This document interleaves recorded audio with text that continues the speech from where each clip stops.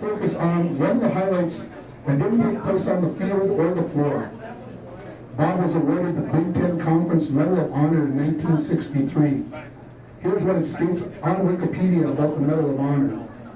One of the most prestigious conference awards in college athletics, the Big Ten Medal of Honor was first awarded in 1915 to one student athlete from the graduating class of each university who had attained the greatest proficiency in athletics and scholastic work.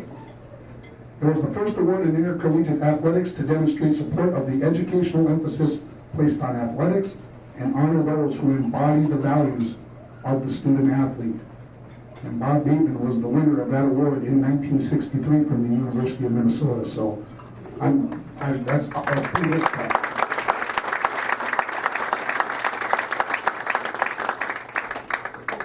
Here's what's written on Bob's plaque. Robert Bob Bateman was born in Virginia, Minnesota in 1941.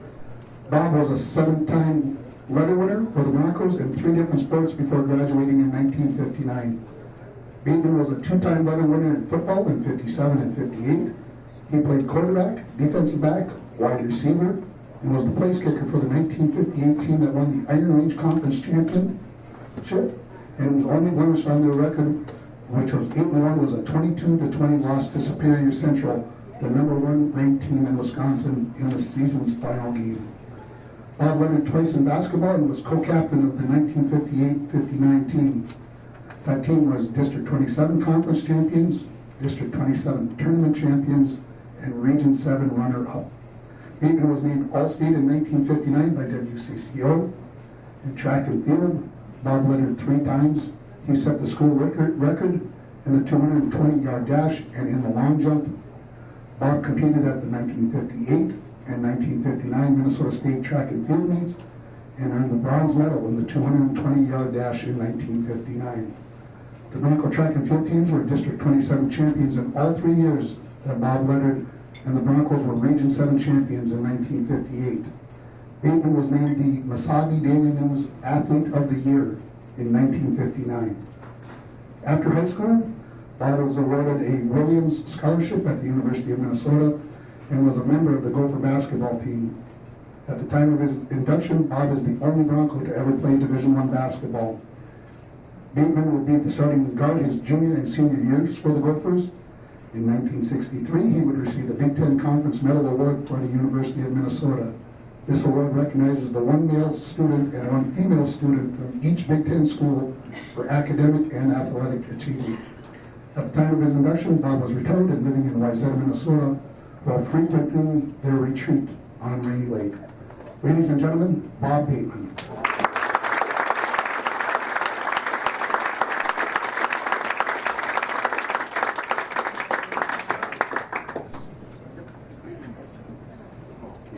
Thank you much. Welcome, fellow Bronco fans. I've got 2 themes I want to cover. The first one is the most important one, and that's appreciation. And I'll come back to that in a second. The second one is to give you some perspective of the teams of 59. We heard a lot about individual stuff. But we will spend some time focusing on the teams and put that in perspective. First is the thanks and appreciation bit. Have to give credit to the people that made it possible that I will be here today. And there are many of them, but I'll give you some names of the few. First of all, it's our family. Our family, I'll get it yet. You know, at a certain age, you lose this stuff. Anyway, my family, which I'm very proud of,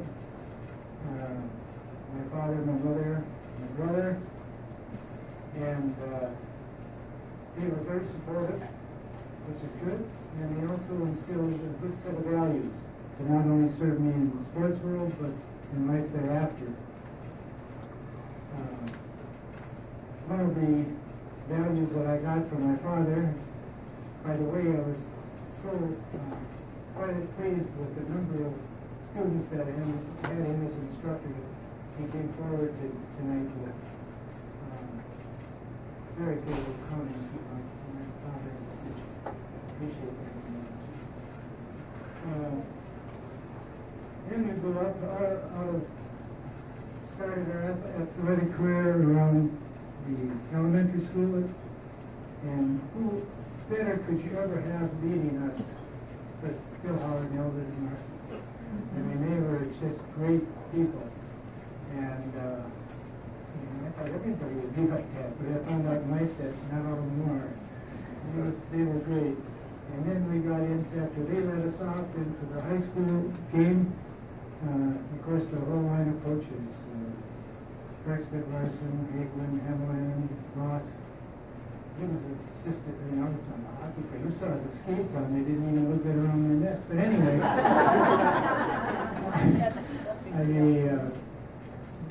they all came out well, very good. I could go down and say, I could add that Sheila too, who was a baseball coach. And we'll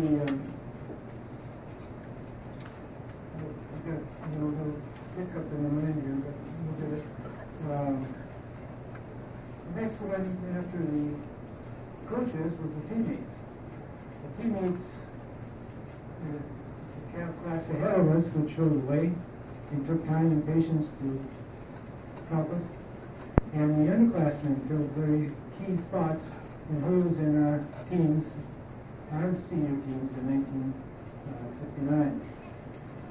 The educators are important because I felt that I probably am not going to make a good living in athletics, but so I took the other road, and so I decided that I would focus on my education, and in the technical fields, probably most likely math and science.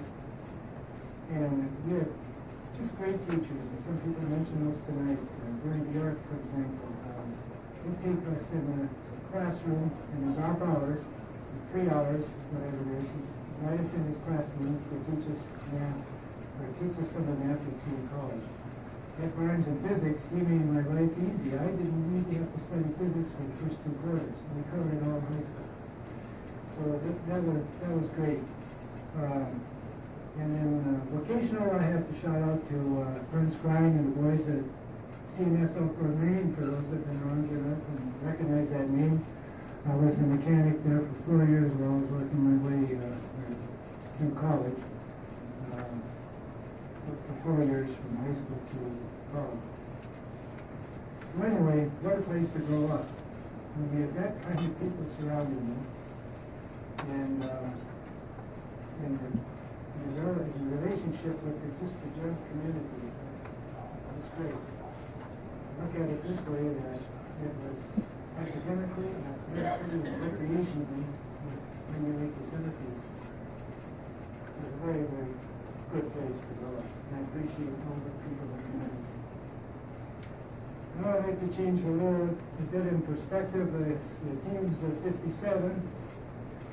It was mentioned about the first game of the season we played Wikipedia, which was a reputed team. We went through then the IRC, the Interrange Conference, undefeated. And the last game against Superior Central, the number 1 team in Wisconsin, team mentioned.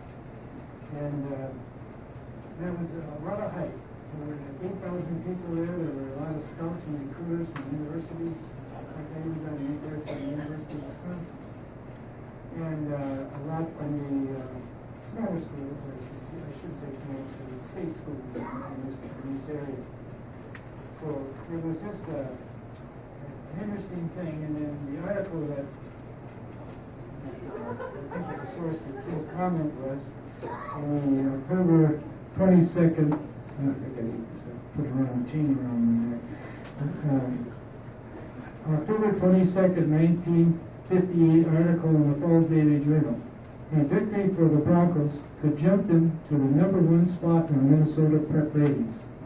Superior is the number 1 team in the Badger State at this present time.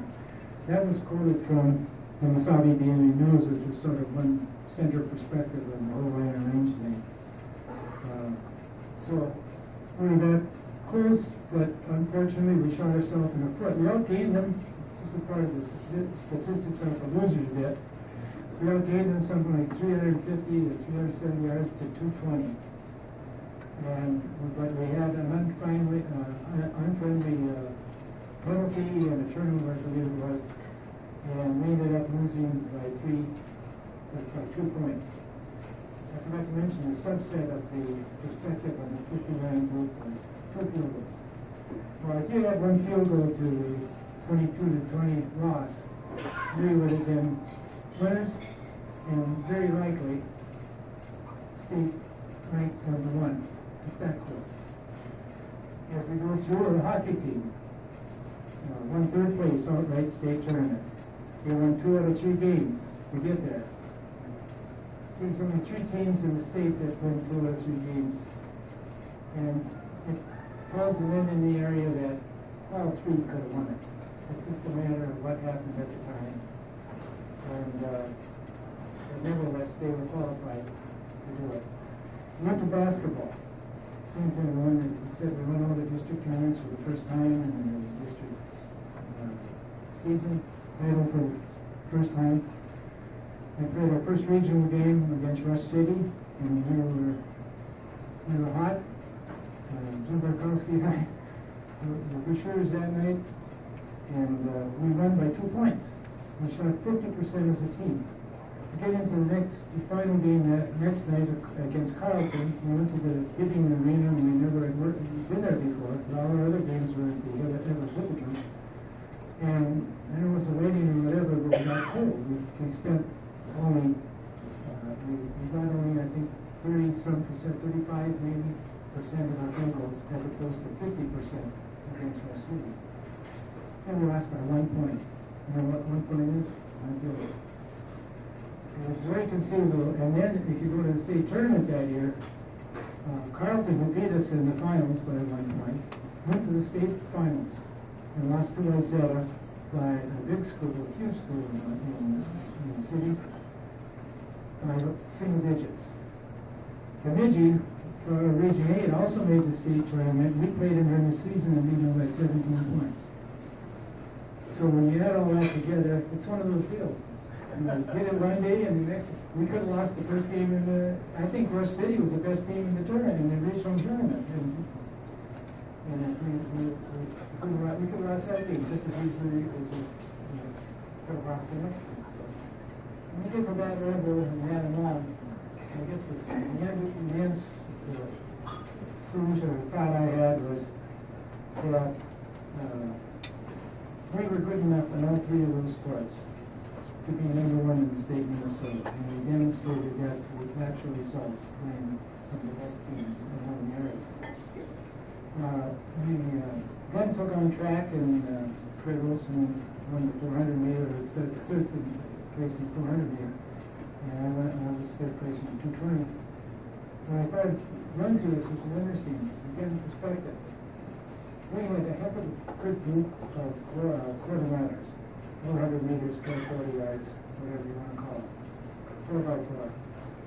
And Jim Kelly, the coach of Minnesota, was sort of after me to start a tryout with the track team at the university as well. And he thought my best races would be 400 meters. We did not put that team together for the proper reason. We wanted to win the region, and if you spread it out, number of events that you're allowed to do, we could get more points by not focusing on one. Spread it around to all that we were capable to get the points. So that was done well, and that's what happened there. Baseball team had a winning record. So if you look at the whole team's record, it's sort of stunned a little bit. In that perspective, that we were capable and could have had, we would have 2 breaks here and there, need a field goal, 1 down far or something. That's not what it is, we all know that.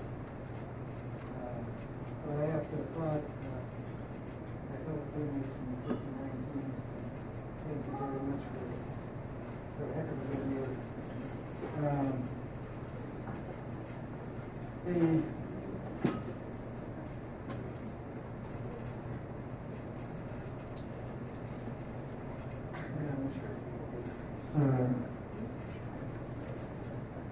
I want to also then say that with all that in mind, I felt good about things. It was all not for naught, whatever it was. That spring in 1959, I met this cute cheerleader from Gilbert. And, you know, I found out tonight that Jeannie Blaze has left us. And she is also Jeannie Blaze's family babysitter back in those days, 1959. We're sort of wondering what happened and we found out, and surely we wish it's a great guy.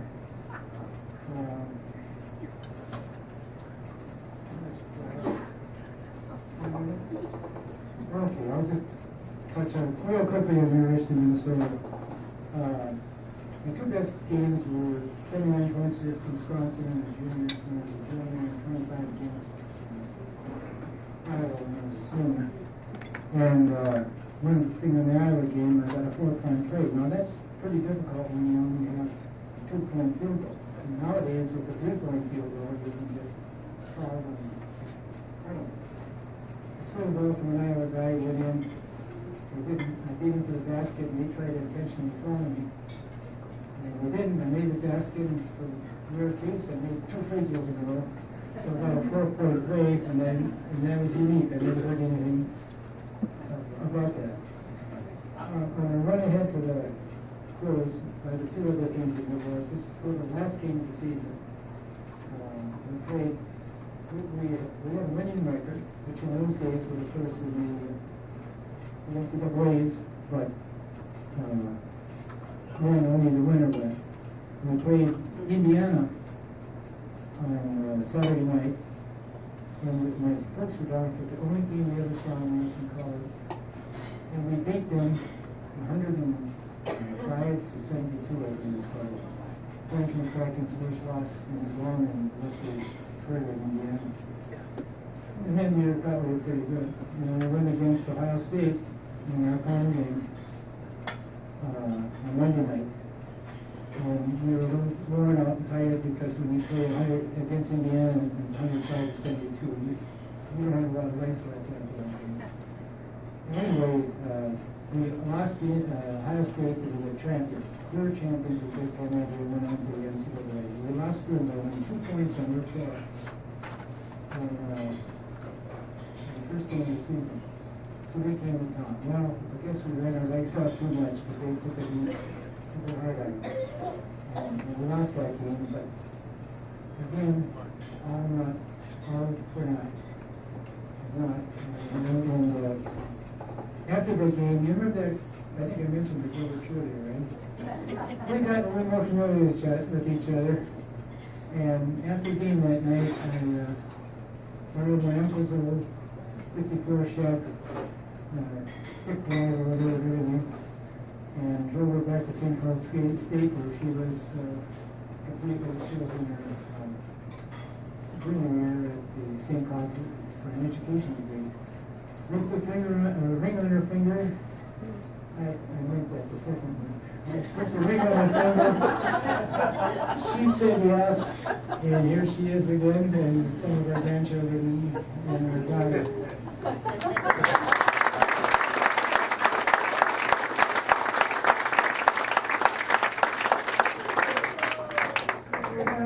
Thank you, and I'm done. And I'm fine.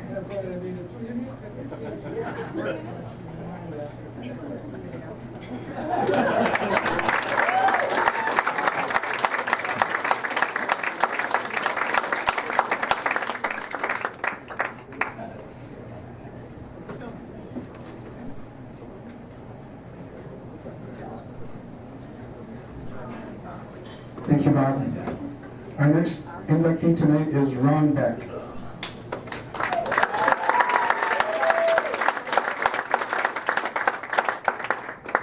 There have been many successful goaltenders in the great history of Bronco hockey. the Whirly Boys, Jim and Jerry, Lefty Kern, Pete Wasilowicz, David Lorian, Kevin Constantine, Bob Mason, just to name a few, although a lot of those already in the Bronco Athletic Hall of Fame.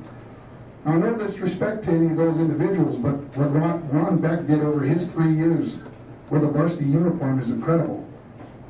Now, sometimes goalies, just like quarterbacks, get too much credit and too much blame. But that is how sports work, and I don't think that will ever change. Ron is credited with 58 game decisions in his Bronco career and never had a loss. Not one loss.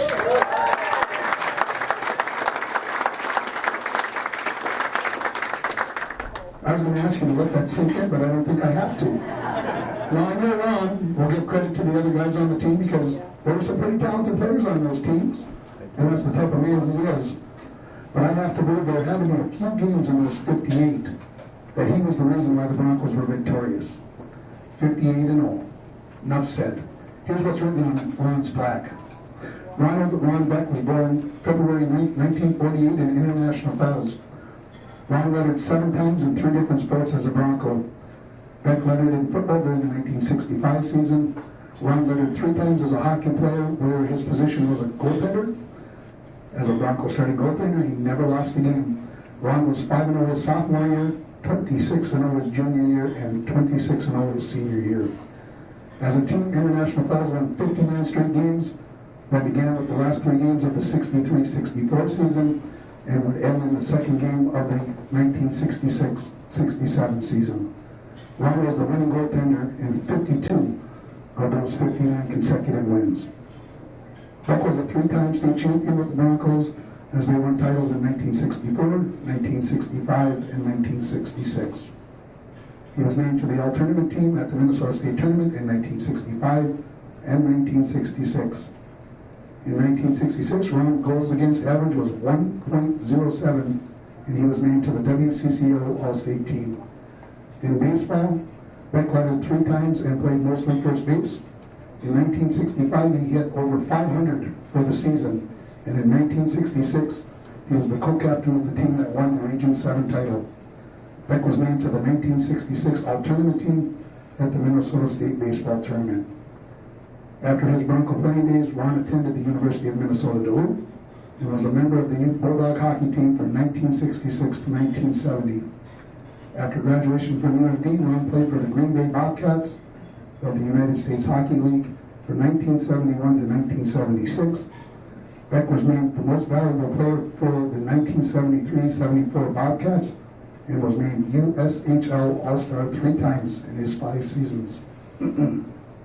At the time of his induction, Ron was retired and living in Virginia. Ladies and gentlemen, 2020 Bronco Athletic Hall of Fame inductee, Jeannie Blaze.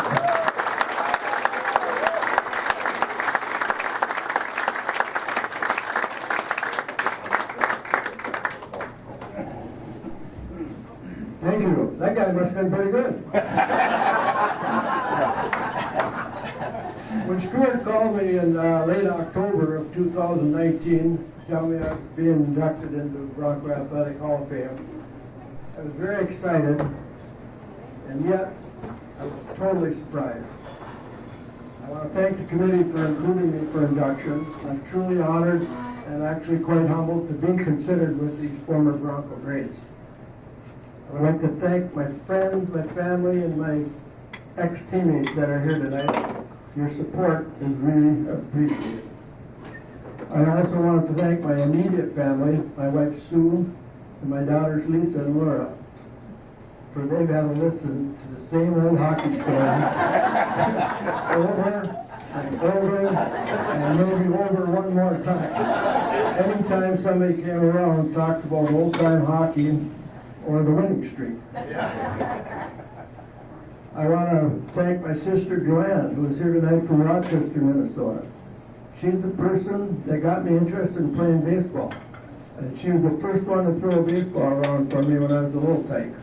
And then she used to take me to some of those Falls Mandel baseball games in the mid to late 1950s.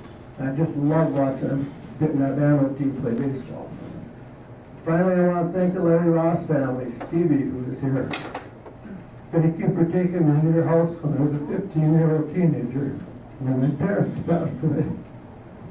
If it wasn't for their own support, I might not have been able to play hockey in our national balls. I want to congratulate my fellow inductees. The 1957 hockey team, I was in third grade that year. I was playing my first year of organized youth hockey. It was also the first year that I got to go to Fort Francis to watch a hockey game in person. So naturally, every one of you guys were my hero. And then when you won the state tournament that year, I think that pretty much sealed it for me. I knew from then on that someday I wanted to be a Bronco hockey player. Bob Bateman. Bob, you're a prime example of a first-class scholar, also being a first-class athlete. And for you to be able to play basketball for the University of Minnesota. Born in Virginia, playing for International Falls is simply amazing. And when I was growing up, I used to watch you play all sports. And what an athlete and what a leader you were. Dick LePage. Now, I never met the man, but I do have somewhat of a story about him. Back 50-some years ago when I was going to college, I went into the school library to study. No, I didn't study economics. I probably should have been. But I was studying sports trivia because I used to get caught in the sports trivia contests all the time.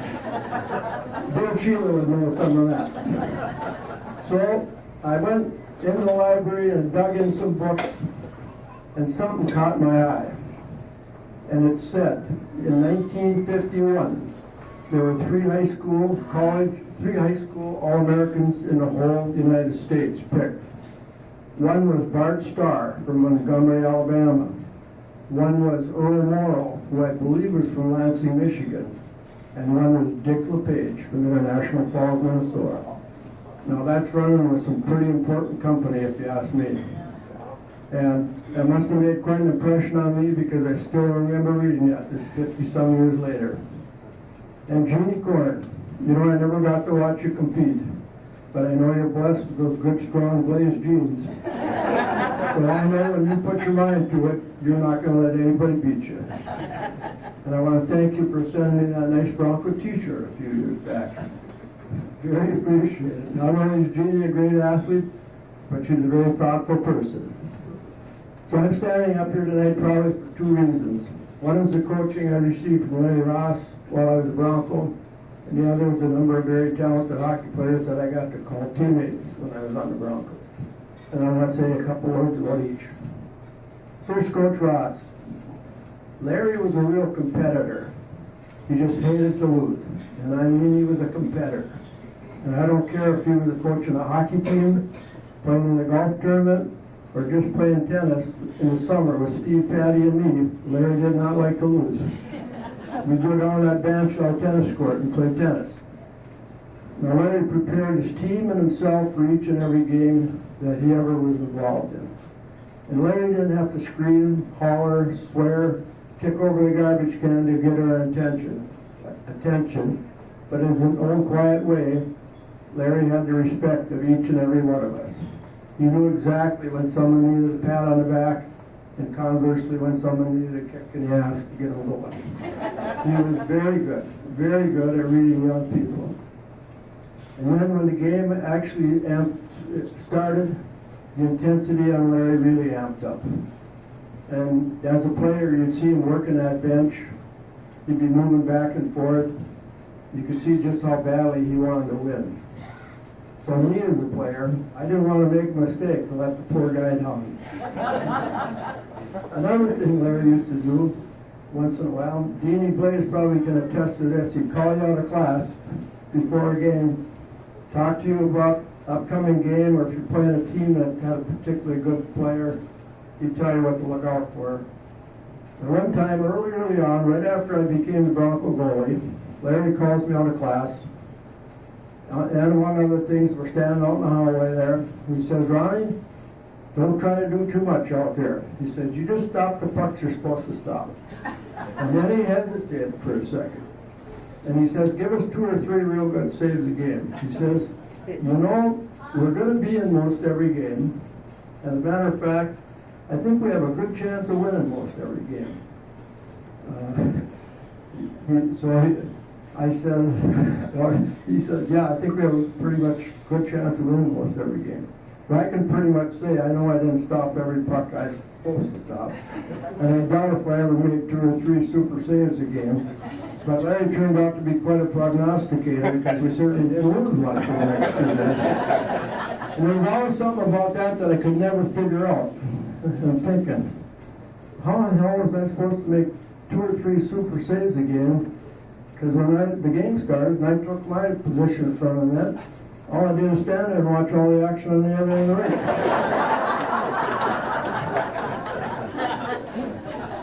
I think everybody in this room would probably agree with you that Larry Ross was just an outstanding hockey coach.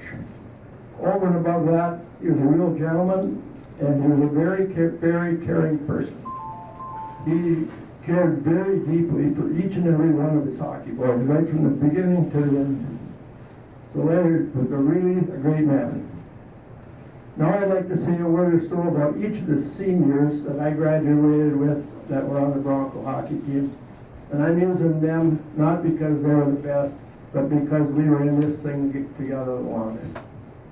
And first is Dan Bale. Now Dan didn't dress for every game, came to practice every day, he worked hard, and never heard him complain. And then when he did get in the lineup, you look at the score sheet, and there he was with an assist or a goal.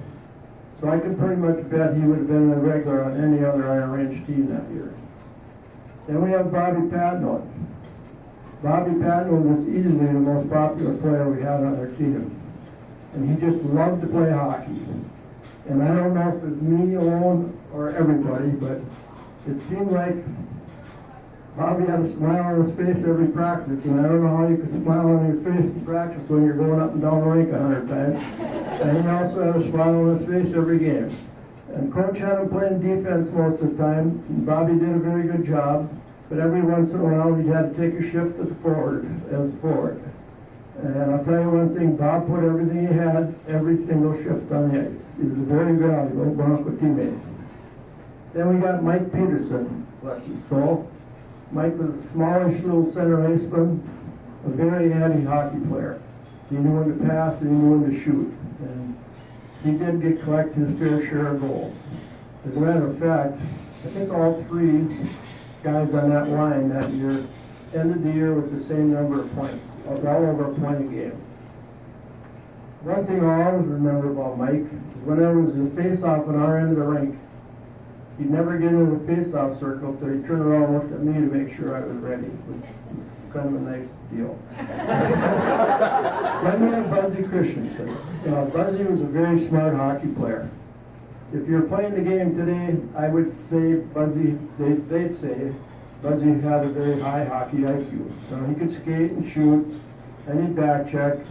But Buzzy could find those little areas in front of the net where he'd be free. And he could get a pass from a teammate or pick up a rebound and slam home a goal. And Buzzy scored quite a few important goals for our team. Most of you may not know this, Buzzy was a goalie in 6th grade and I was a forward. And our youth hockey coach that year was Ken Etney at the 11th Street rink. And halfway through the season, he decided that I should be a goalie and Buzzy should be a forward. And I think it turned out to be a fairly good move for both. But I always thought, why is Buzzy leaving? Buzzy's a good goalie. He was a good goalie. Me as a forward, I was trying to think, well, youth hockey, let's think, Ron, I can only remember probably scoring 1 goal in the whole career of youth hockey, but I took out the shin pad at the puck bounce time. Then there was John Matthews. Now, John was just a big, easygoing, strong, super hard shot. Didn't know how strong he was himself, and an excellent winger. But John liked to shoot high all the time. And he shot high at the opposing goalie when we played him. He shot high at me every day in practice. And I certainly didn't want to take one of his high hard ones off my noggin.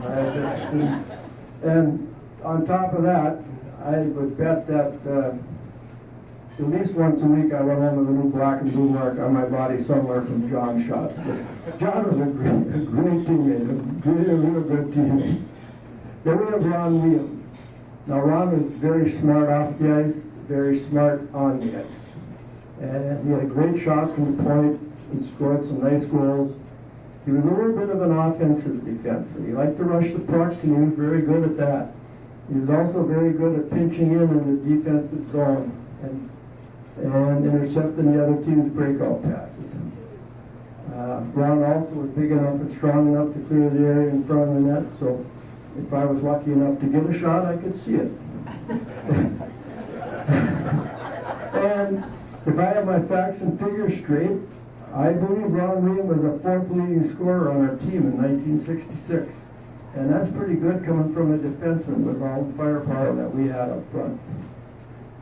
Then we have our captain, Stevie Ross. Stevie was our leader. He also had a great shot from the point.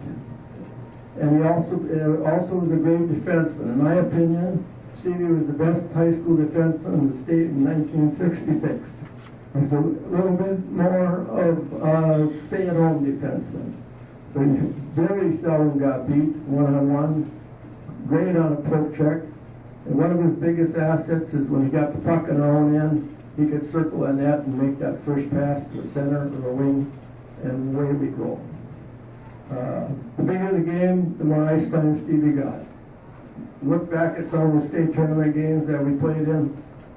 Steve Ross very seldom came off the ice. And he gave everything he had, every single shift on the ice. I also had the opportunity to play a couple years in Green Bay with Steve before a knee injury ended his hockey career. And there he was just a very steady, seldom make a mistake, always on your side, easy to play with defensemen. Steve was a great hockey player. Then we have Pete Haig. I'd call Pete Haig a hockey player's hockey player. He learned from his dad. He did everything by the book, and he did it right. And he could skate, he could shoot, he back-checked. And Pete was a goal scorer. And he wasn't the biggest guy, but he wasn't afraid to muck it up in front of the net a little bit to get in position to get a rebound. And Pete scored some goals in his career. And him and I, sometimes after games, we get together and hash over the night's game. And Pete might have 1, 2, and sometimes 3 goals. He never mentioned the goals he scored. He always said, geez, I should have had that one, I should have had that one. He always talked about the goals that he didn't score. Pete was a great teammate. And I'll tell you what, you can look far and wide, you're never going to find a better person than Pete Haig. And there's Danny Malley. Dan was another big power forward. Probably not quite as good as Oscar, but he was a heck of a hockey player. And he had a great shot, but I bet his biggest ability was his ability to forecheck. He had those long arms and long legs, and when he went in the corner after the puck, when we got him out, he was coming out with it. In fact, I think he intimidated some of the opposing defense with his size and strength. And Danny was probably the second leading scorer on our team. He was a complete hockey player. Then we had Tim Sheedy. Tim, without a doubt, was the best player in the state in 1966. Arguably one of the 4 or 5 best ever to play high school hockey in the state of Minnesota. And Tim was a natural. Big, strong, smooth skater. Saw the ice very well. He was by far our leading goal scorer. The bigger the game, the better Timmy played. And if we were ever looking for something, if we needed a goal, I think subconsciously we looked for Tim to score it, and he usually came through. And I mean, I could go on and on about Tim. He was a one-of-a-kind hockey player. A great kid, great guy. So you take the coaching I received in high school, the number of very talented teammates I had, you throw in the enthusiasm that cheerleaders provided, the Dirty Dozen, playing the song Diana to get us all fired up. The support we received from the student body as a whole and the community. They packed the rinks both home and away almost every game we played. You know, looking back, it was just a great time to be a Bronco. Yes, it certainly was. It was a great time to be a Bronco. And I'm just glad that I got to play a small part of that. Again, I want to thank the committee for electing me to the Bronco Athletic Hall of Fame. Thank you.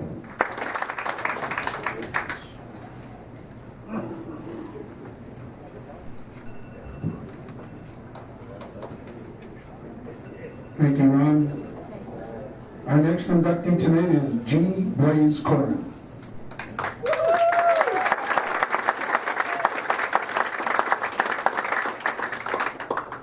The Olympics were just completed and many records were set. And they say that records are made to be broken. Well, there are two records in the history of girls track and field that were set in 1979 that are still records. These two records are the longest standing for girls track and field for the events that are still taking place. One of the records belongs to Bronco Athletic Hall of Famer Tina Bar Ostrup, that in the 1600-meter run. The other belongs to Jeannie Blaze. In 1979, she set the record by leaping 5 feet 8 inches. And if you were listening to Coach's Corner this morning, you heard the story about that record. Now, Jeannie's record has been tied by Krista Skoglund, but it has never been beaten. There have been a great number of outstanding girl athletes over the years at Fells High, but not one yet has erased Jeannie Blaze from the record books. Here's what is written on Jeannie's plaque. Jeannie Blaze Coleman was born January 6, 1961 in Fort Francis, Ontario. Jeannie was an 8-time letter winner during her years as a Bronco. She lettered 3 times in volleyball for teams that were Sub-Region 4, Section 728 champions in 1977 and 1978. Coleman also lettered 4 times in track and field. Jeannie set the school record in the high jump during her senior year with a leap of 5 feet 8 inches, and that record still stands at the time of her induction. She competed in the Minnesota State track and field meet 4 times in the high jump, once in the long jump, and once in the 880-yard relay. Jeannie was state runner-up in the high jump in 1978 and won the state high jump title in 1979. Coleman lettered as a hockey cheerleader her senior year. She also participated in Girls Athletic Association and was inducted into the National Honor Society in 1978. Following high school, Jeannie enrolled at Bemidji State University in the fall of 1979. At BSU, she was a multi-sport athlete. Coleman was a member of the Beaver volleyball team for 2 seasons in 1979 and 1980. She was a member of the track and field team for 2 seasons as well in 1980 and 1981. Jeannie obtained her Associate of Arts degree in the spring of 1981 and returned to International Falls. In the fall of 1984, she became the assistant volleyball coach at Falls High, and Coleman continued in that position for 6 seasons. At the time of her induction, Jeannie was living in International Falls and working as a massage therapist. Ladies and gentlemen, 2020 Bronco Athletic Hall of Fame inductee, Jeannie Blaze Coleman.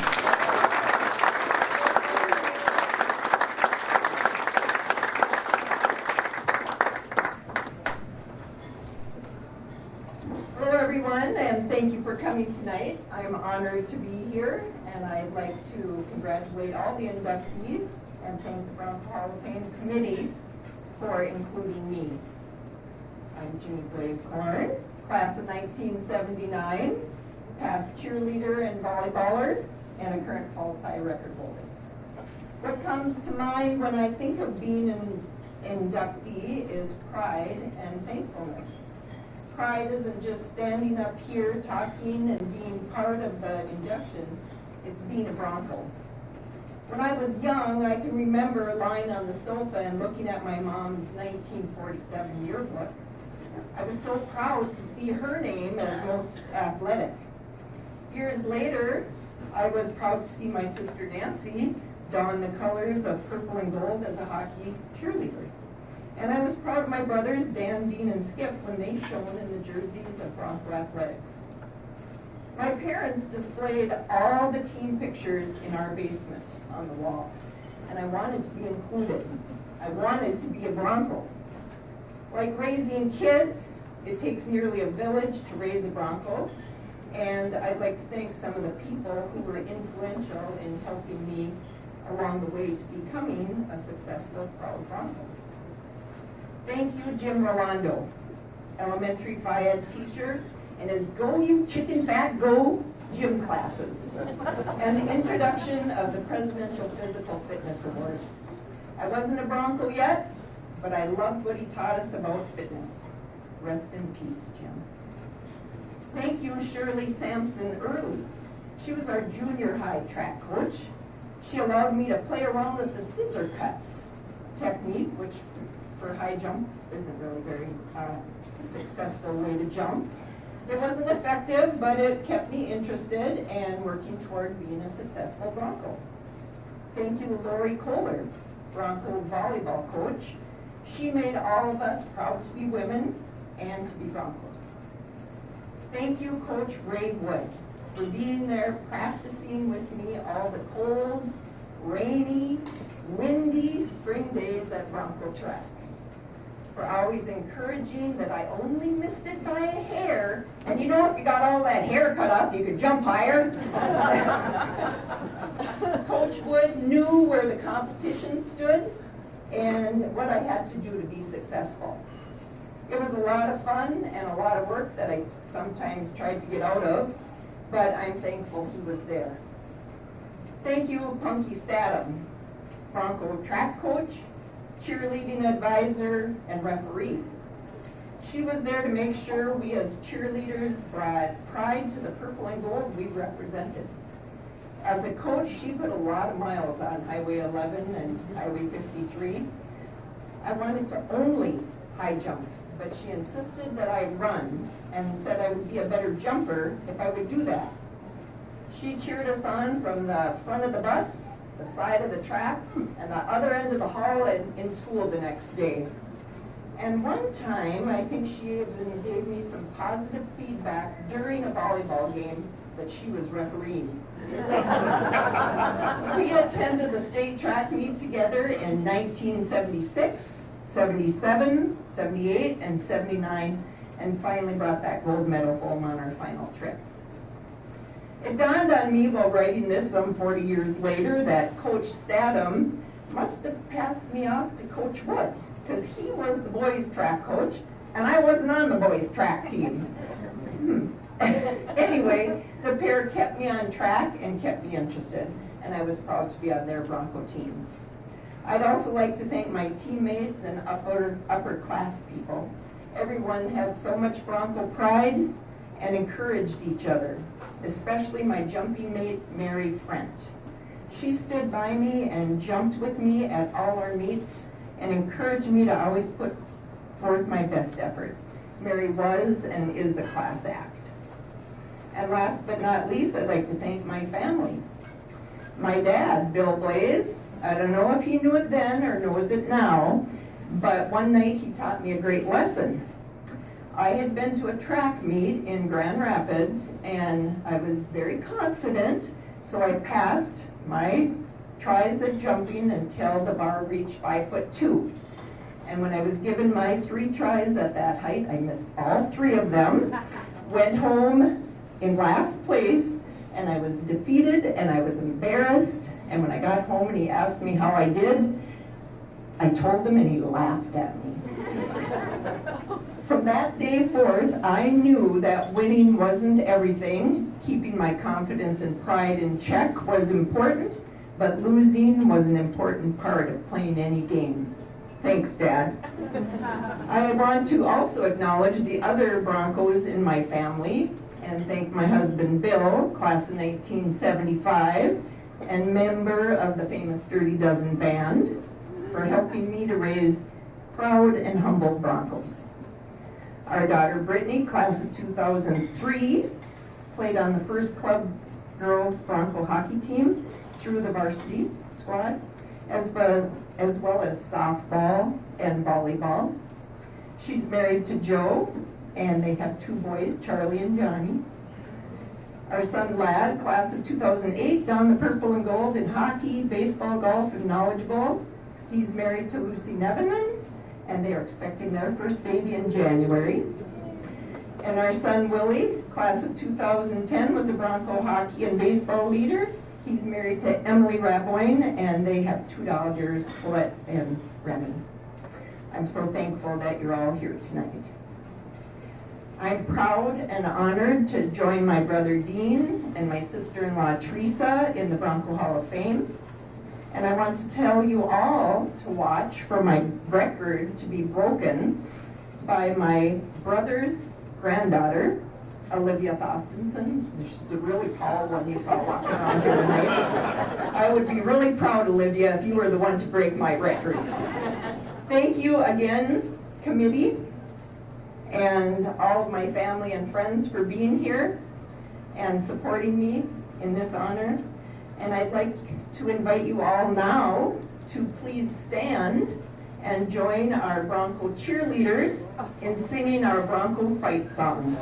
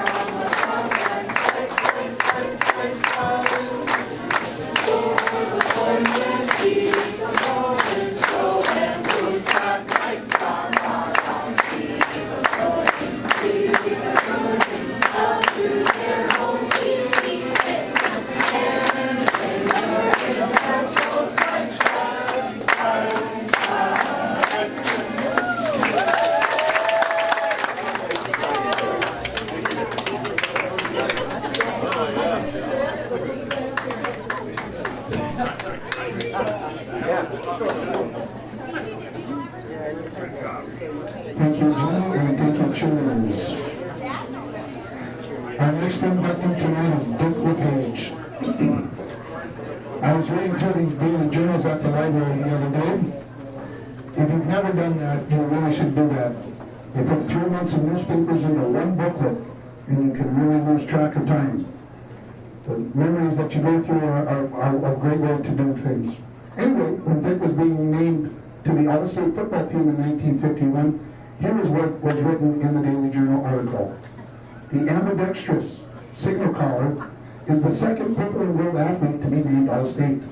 Although Bronco was the first to receive the award in 1946, LePage, a substitute quarterback last year, started the 1951 campaign inconspicuously, but came along fast. Besides doing most of the passing and ball handling, he was a fine punter and a standout defensive back. He reached his peak defensively and offensively too in the Grand Rapids game when he intercepted 3 key passes, which ultimately saved the game for the Broncos. Just a few weeks later, this was written in the Daily Journal about LePage from the basketball court. Once again, Dick LePage, the Broncos court wizard, turned in a great performance to spark his team to its 6th straight victory. LePage tossed in 29 points with 13 tallies coming in a blazing 4th quarter. Just a couple of the, I am sure, many great stories written about Dick. Here's what is written on Dick's plaque. Richard Dick LePage was born May 12, 1934. Dick lettered 6 times as a high school athlete. In football, he lettered in 1949, 1950, and 1951. LePage was named All-Iron Range Conference in 1950 and 1951. Also during the 1951 season, Dick was named All-State by the Minneapolis Tribune and also was named to the Scholastic Coach magazine All-American team. In basketball, he also lettered 3 times. LePage was named All-Iron Range Conference in 1951 and 52. Following high school, Dick accepted a football scholarship to the University of Minnesota, where he was a letter winner during the 1952 season. LePage transferred to Bemidji State University following his freshman season. Dick played football for 2 seasons for the Beavers, lettering in 1953 and 1954. LePage served in the United States Army from 1954 to 1956 and received the Good Service Medal. Following his honorable discharge, he returned to BSU and received his degree in physical education teaching and coaching in 1958. Dick would teach and coach 1 year in Browerville, Minnesota, before moving to Manitoba. LePage was instrumental in promoting numerous physical education programs in Manitoba and across Canada. He was inducted into the Bemidji State University Athletics Hall of Fame in 1988. And Dick was also inducted into the Manitoba High School Athletic Association Hall of Fame in 2013. At the time of his induction, LePage was retired and living in Winnipeg. And as you have already heard, Dick is unable to be here tonight due to the border restrictions. And so I will accept the award for Dick and share his acceptance speech with you. I am honored with the nomination into the International Fellow Bronco Athletic Hall of Fame. This award is the recognition of my achievements, and you can only imagine how important it is to me.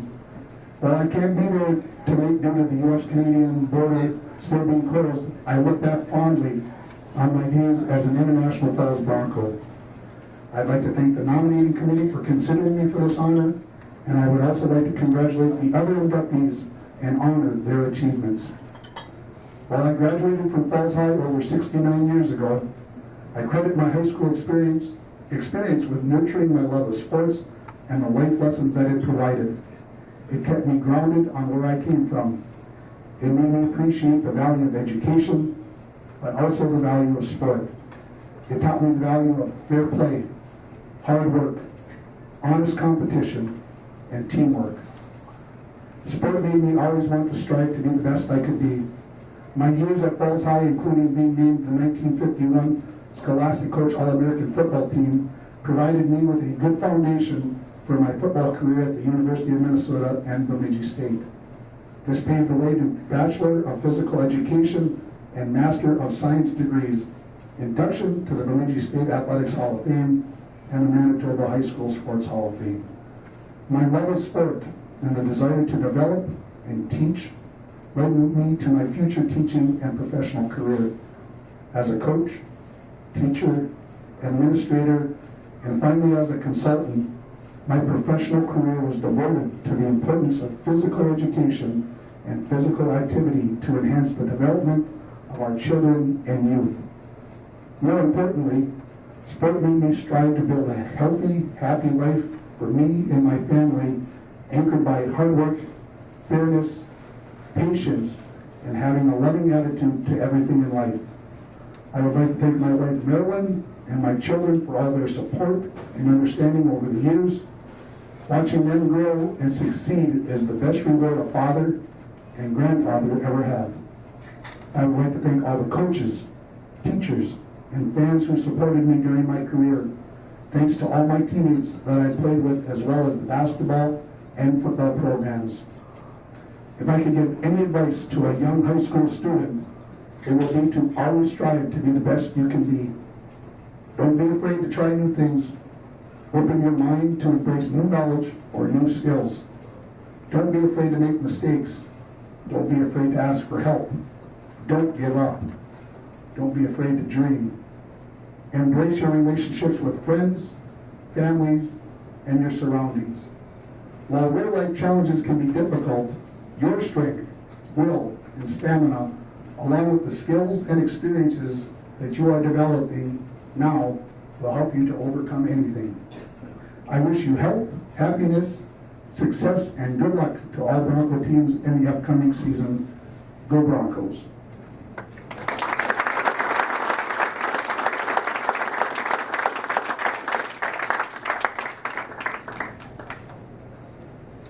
Our final inductee tonight is the 1957 hockey team.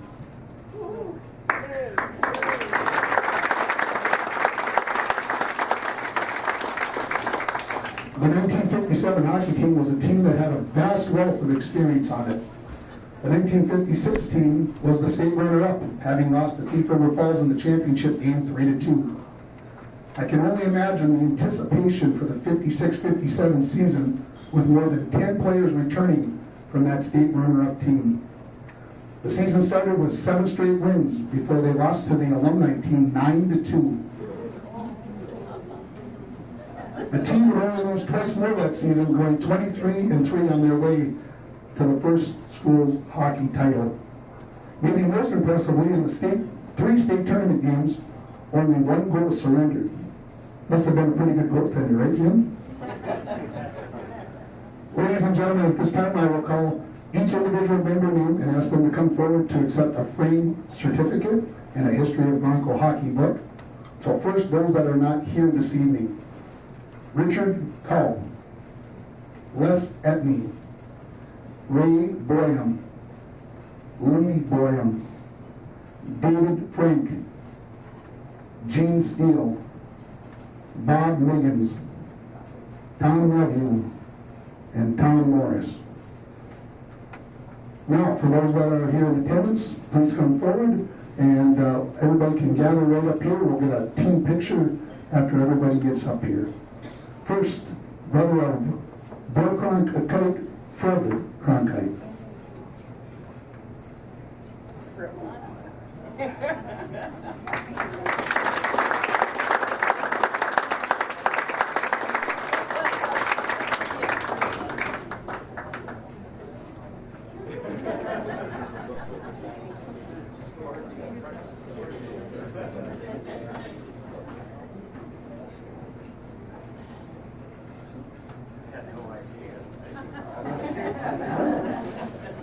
John Carey.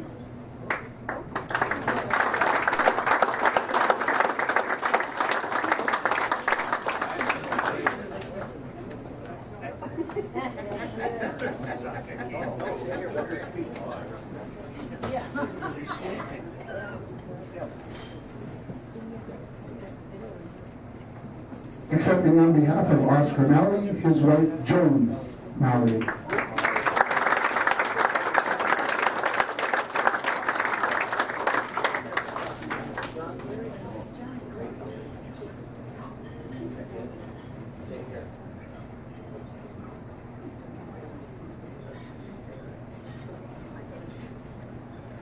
Accepting on behalf of Dennis Vance, Johnny Vance.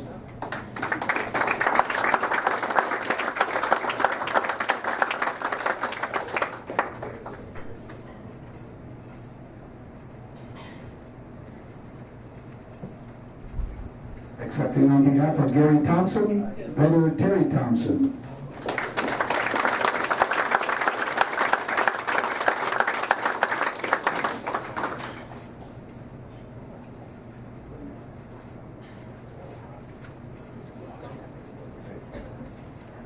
Accepting on behalf of assistant coach Jim Turry, son Tom Turry.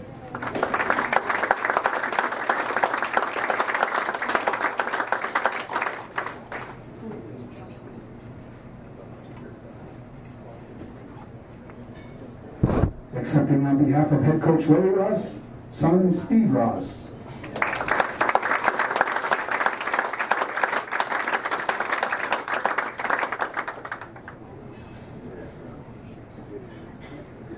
For those family members, when we get everybody together here, we get them lined up so we can get a picture taken, and then we'll get the acceptance speeches, okay? So if anybody wants to come up and get some photos, this is the opportunity we'd like you to come up and take advantage of taking a picture of the team. So if we're ready to go here, I'd like to thank the committee that chose the 1957 high school hockey team to be the next inductee into the Bronco Hall of Fame. Tim Ringhoffer does an amazing job working with this Hall of Fame. We're appreciative of all the countless hours that he's spent coordinating the event to make it run so smoothly. There's been a lot of time spent on the phone and sending emails.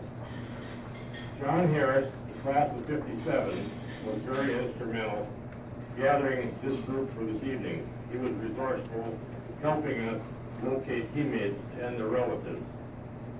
Because a lot of time has passed since 1957, 64 years to be exact, we have several members of this team that are deceased, and we've talked a little bit about some of them. We especially remember Pops, Larry Ross, and Jim Turry, his assistant. We have lost 7 players, and we hold them in our hearts. And they are Bill Cronkite, Richard Cobb, David Frank, Oscar Malley, Bob Miggins, Dennis Vance, and our student manager, Gary Thompson. This team had the support of the cheerleaders and the Dirty Dozen, and that their specialty was Diana. people in our school who helped with hockey equipment and seeing that the skates were sharpened. Things were a lot different in '57. The '57 hockey team was escorted into St. Paul from Forest Lake to the St. Paul Hotel where we stayed. And when we arrived at the St. Paul Hotel, we had 2 escorts that were the volunteers from the St. Paul JCs that took care of all of our needs. They were with us from sunup until we went to bed. They were in our locker room before and after games. They cut up oranges and provided us with water and provided for any other needs of the players and coaches. During the state tournament, we played 3 games, and we were scored on 1 time. This record stood until 2004, when Centennial Circle Pines had 3 complete shutouts. We were treated to a banquet with all the teams that were playing in the tournament, which happened Wednesday night before the tournament began. There were good things and bad things as far as the equipment we played with. Today, there are many improvements in the game, and all of today's equipment is far superior to the equipment that we used or had in 1957. Many of the skates the players wear today, they have an extra pair of blades, set of blades that they can be changed quickly and easily. The protection of the player is much improved also by better helmets and masks and padding that protect the body from pucks that fly up to 100 miles an hour. We also had tremendous community support. When we returned home from the hockey tournament, we were greeted by a rousing crowd from town. Thank yous go out to everybody that helped put this team together. First of all, the Lord for putting us here and guiding us through everything we did. I'd like to thank our parents, friends, and relatives, and the coaches that worked very hard to put the team together, along with the players and the managers for the facilities we had, and the teachers that gave us guidance, especially the school administration. Bus drivers that drove us safely to and from practice and all the games. Thanks to the teammates that are here with us tonight, special prayers go out to the players and coaches that are deceased. We had a coach and his staff who taught us a lot about hockey and gave us much praise and guided us through hockey and how to be better men and kids. Our coach, Mr. Larry Ross, came to the Falls in 1954, and he was appointed our hockey coach, high school hockey coach. He chose as his assistant Jim Turry. Bill Howard came to the Falls around 1950, and he served as the recreation director and did a wonderful job for many years. Also, L.D. DeMarkey came to the Falls Recreation Department a few years later. Those 2 men were responsible for coordinating youth hockey and sports activities for many years. Our thanks go out to these gentlemen. They were inspirational motivators that played a large part in the success of Bronco athletes. We didn't have an arena in International Falls at the time, but we had 2 or 3 outdoor rinks. We, however, did have an agreement with Fort Francis that we could buy ice time in their arena. This was a first-class facility, and we were treated very well by our Canadian neighbors. The bus would take us to Canada for practices after school. The bus driver was usually Oliver Gilchrist. He was always there for the hockey team, and he didn't mind waiting for us to finish. He was also the person that drove the bus to out-of-town games. There was never a problem going back and forth for each of these out-of-town games. Most of the time, they were 100 miles plus from home, and it would take several hours to get there and come home. And many nights that we got home after midnight. Those of us had the privilege of being on this team were so tremendously blessed with the best coach, Bronco fans, community sponsors, and teammates, supporters, and it was truly something special. keep your stick on the ice.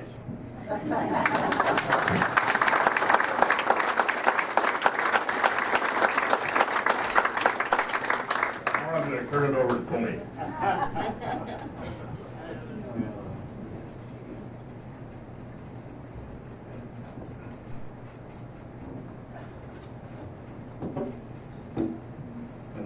You're the last speaker, be brief.